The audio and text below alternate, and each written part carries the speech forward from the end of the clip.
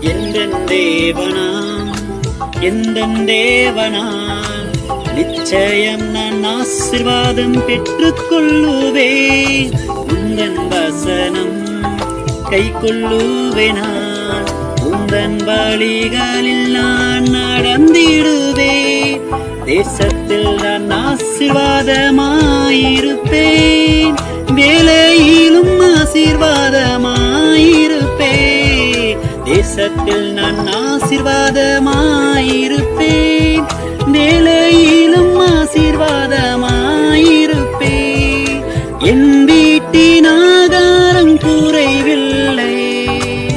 என் தேவைகள் ஆசீர்வதிக்கப்படும். எந்தன் தேவனால் நிச்சயம் நான் ஆசீர்வாதம் பெற்றுக் கொள்ளுவேன்.